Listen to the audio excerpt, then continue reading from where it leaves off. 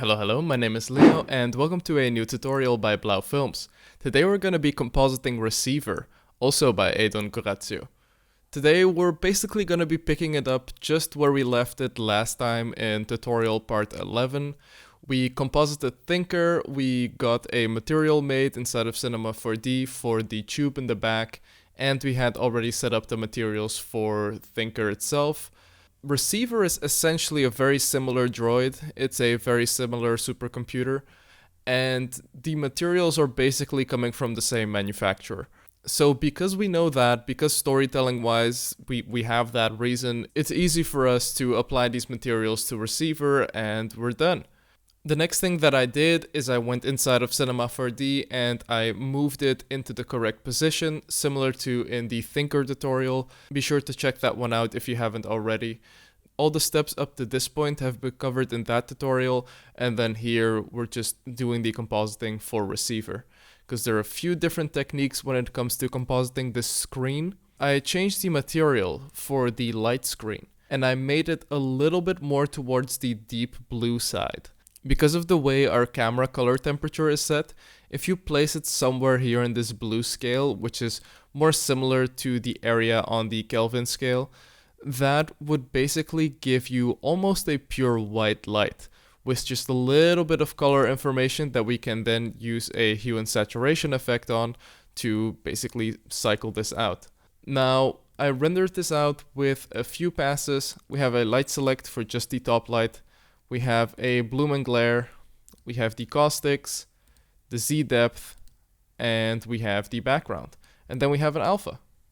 So that's everything we did. Before we jump into the tutorial, be sure to go to the ArtStation store. There's a bunch of stuff on there. The digital planets have been doing very good. Thank you very much for the support. Whatever money we get in from that is basically being funneled into Syntactic Labyrinths anyways. So thank you very much for financing our movies.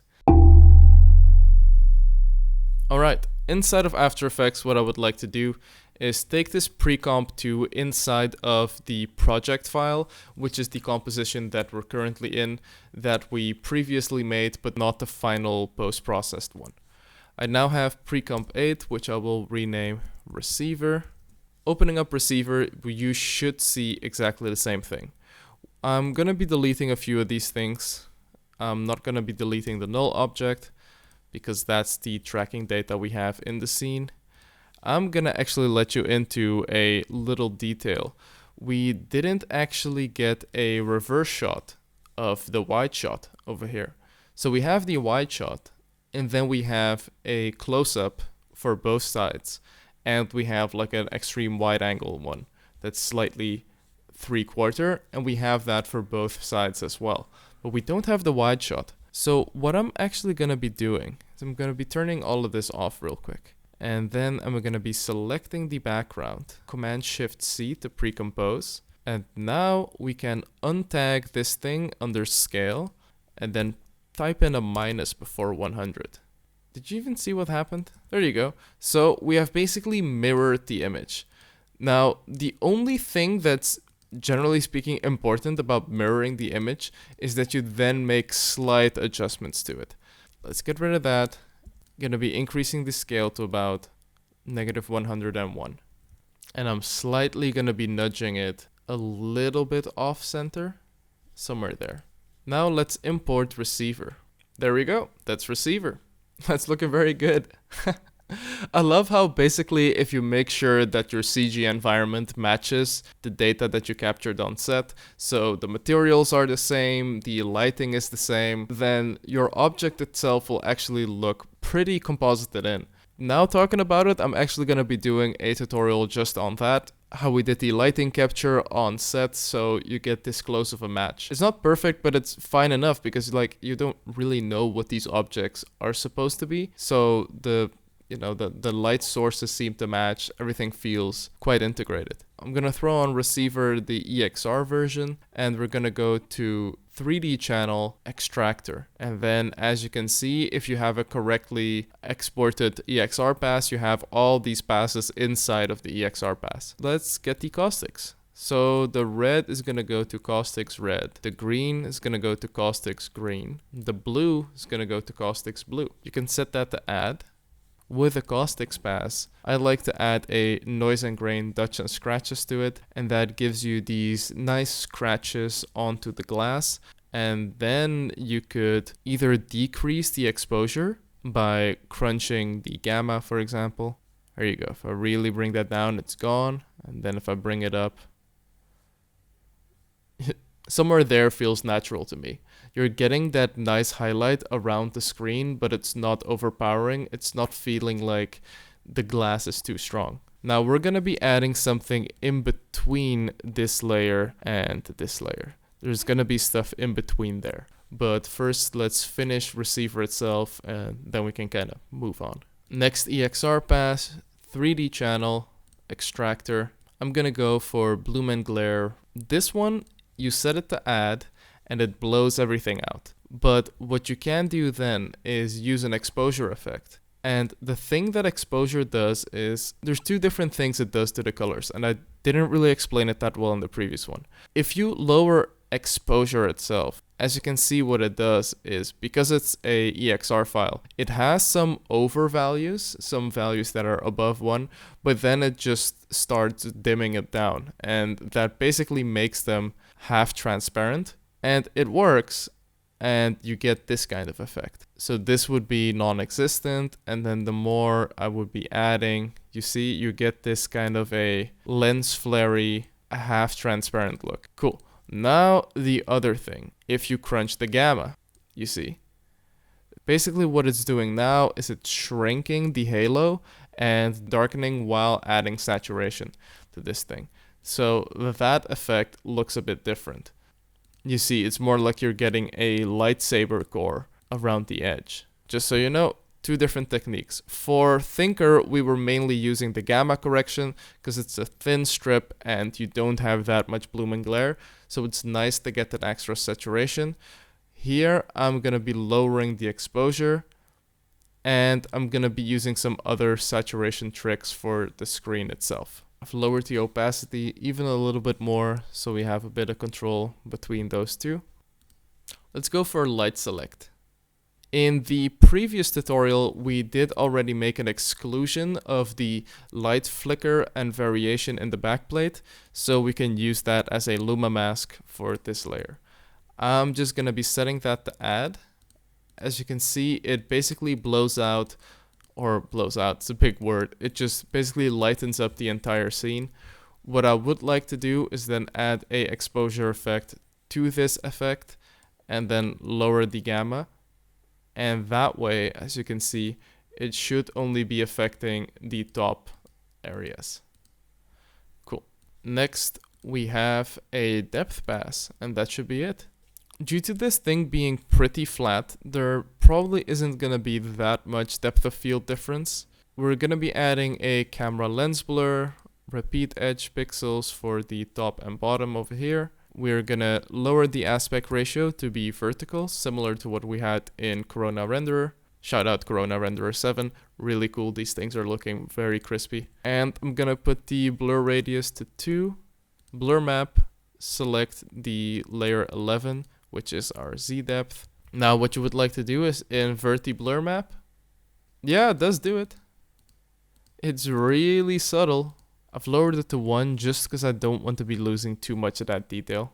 What I would like to do underneath receiver is add one adjustment layer and make a little bit of a mask like this. I'm adding about 300 pixels feather, and I'm just gonna try to decrease the curves a bit. Yeah, something like that, just to give a bit more definition to receiver. I'm going to be moving the bloom and glare up the hierarchy. And now I'm going to make that yellow because we have to think about that later. That's everything for now. Let's move on to the next part. Let's do a quick stretch or something. And then let's work on the screen. Now, if you have been following Blauw Films for a while, or if you happen to know us from the ArtStation store, you probably know about this thing, CRT TV diode texture. If you don't, It's a free asset. It would be great if you downloaded it. It's basically a RG and B Luma mask that separates the diodes of your shot, and everything looks like a CRT monitor. We are not trying to make a CRT effect in this, but we can utilize that grid to just give it a bit more detail. I am gonna take my red channel diode, my green channel diode, and my blue channel diode, and I'm gonna import them right above. And now what I would like to do is pre-compose all three of them, and then I would like to duplicate my mask layer, move it above, and then alpha mask it out. There you go. Cool. We've got our CRT screen right there. Now I would like to enter our CRT screen. I'm going to be making a bright colored screen behind it that's going to be screening through it. So let's make a new solid.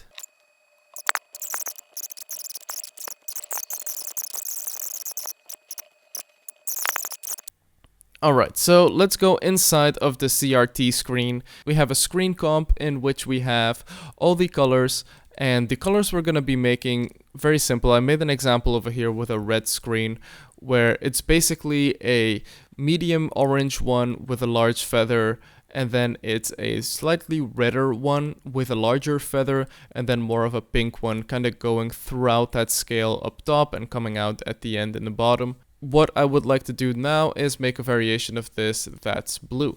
So I'm gonna take this thing and I'm gonna move it somewhere in the greenish area here. Now for the medium red one, I'm gonna be moving it a bit towards the blue, but I wanna desaturate it a bit, somewhere there. And then for the final one, I would like to go almost into some kind of purplish look, but then pretty much go here, find and match the transition of the other one. Maybe that's a bit too purple, somewhere there. Cool. I would just like to make a little bit of an adjustment to the green one. Also mainly saturation. There we go. Cool. Now inside of here, as you can see, this is the result you get. We have the screen down there, and then we have duplicated the screen 3 more times. And each of these times, we have applied a shift channels effect, just like we've done before, and then we're taking red from red on the one that's Luma masking the red channel diodes, green from green, blue from blue, and you're matching them with the correct diodes. Then together, what I do is I screen it through the back as well, because otherwise you're really losing a bunch of pixels in between those areas. And then after that, I have a exposure layer, and I have one more exposure layer and one more exposure layer, all with strong feathers, and they're all just basically creating this glow out of a screen. You know, when a screen kind of has a Fresnel effect going on to it and the brightness is not completely equal from all sides. Back to our receiver comp, we have that screen in there. Now it's not completely looking integrated yet. The first thing that I would say is that we don't have any blur on this. So I'm gonna go to Effect, Blur, Camera Lens Blur, Repeat Edge Pixels, and we could actually go and use layer 11 as a blur map. No, layer 12. We have layer 12 set for the mask. And then I'm basically gonna be lowering the aspect ratio to be 0.5. There you go. Cool. And now I'm gonna be lowering the blur radius to be about 2. Is 2 too much already? I think it's fine. 1 still gives you the actual color banding. Makes it a bit more interesting, but I'm not sure if that's too much. Give it a 1.5. Yeah, that's looking pretty good. Alright, so now what I would like to do is add a exposure effect to this. And as you can see, we can like completely blow it out. But that's not really what I want. I want to just kind of get the same feeling of the backdrop. There you go. I think that's about it. It's looking pretty fine. Some people are going to say, again, this is overexposed, but this thing is supposed to light up this entire room later in the film. So, you know, we got to go off of some kind of base level. Let's connect these things to the null object that we have, and then I believe we can move on. Let's give this a save, and then let's add some dust, just like in front of Thinker. Take this layer we have over here, which is the Luma value from the background plate. You can check out how we did that in the previous tutorial, which I would recommend you to watch. And then I'm just gonna drag that thing above the light select. So here we have the light select. I'm gonna drag it above it. And then I'm gonna set the light select to Luma. And the only thing that that's doing is it's gonna be increasing and decreasing the brightness of this light select layer based on the brightness values of the actual physical light in our set. Now we can do the dust particles. We have our dust particle layer over here. I'm gonna be deleting the mask, and let's try to figure this out. I'm gonna be increasing it a little bit, moving it here. I don't want to have any super strong dust particles floating around, so something like that should be fine. I'm gonna be using the rounded mask tool again. I'm giving that a feather of about 15. It's looking pretty good, but it's looking a little bit too strong still, because there are way more dust particles up top. So I'm lowering the gamma even more. Yeah, something like that. Because there's gonna be dust inside of this spaceship. It's like almost impossible to make them fly in a full vacuum. But I don't want it to be like dusty. You know what I mean? I don't want there to be so many particles that you feel like they just didn't even bother. I'm gonna be lowering the exposure quite a bit. That should eliminate most particles. Okay, one more thing that I would like to add this to make the screen look better is some kind of banding effect. Now, the way you can do a banding effect is really, really simple, but I have already made mine before. I'll show you kind of how I would do it. I would go inside of this CRT thing, and then on top of this, I would create a layer, new solid. And then I would add a generate gradient ramp. Now the next thing I would do is go to Effect, Color Correction, Colorama. Now you're gonna get a transition of each of these values based on this input. I'm gonna go Ramp Gray. Now I'm gonna keep that there because we're gonna be using the phase shift to play around with. And now finally I'm gonna go for Stylize, Posterize. And now you can basically select the level of detail of your shot. And then simply, if you move the phase shift, you get that kind of effect, which you can go either way, and that way you can create a banding effect, set that to add on top of the whole thing, and then there you go. You have a banding effect. I have my own banding effect. I forgot to put that up online on the ArtStation store, but before you finish watching this video, it's probably up there. So, you know, I'm sure it'll be a free asset. Cool, and now I'm setting that to add. Now this is gonna look really blown out, so I'm gonna be really crunching this down with an exposure effect. I think that's about it. It's gonna be lowering a little bit more, 35% opacity, but I think that's it. Let's check it out with Receiver. I'm gonna be turning on motion blur for some of these layers. Yeah, that's basically it.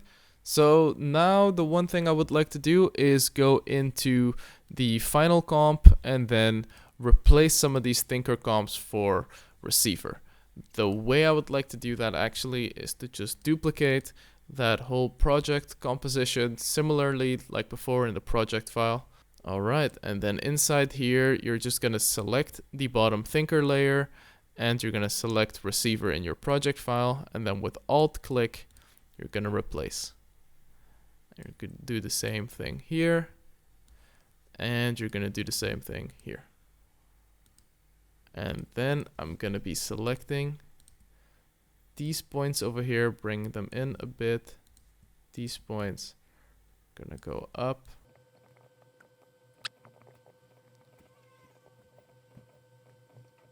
A little bit of rotoing here because I have two separate masks that are basically controlling different things. I'm gonna be making a point here and a point here, a point here and a point here. So we have the RGB shift on the 3 receiver layers. We have an adjustment layer for vibrance. Here, actually, you could even go so crazy as to just really bump up the saturation. And now you can see that you still do have a lot of that color information. So this is kind of what I mean when I speak in other videos about composites to your base layer, composites to what you no is correct to what you want. And then you have your post-processing, which is like your color grading, right? You have your color correction, and then you have your color grading, if you were to put it more in a colorist term.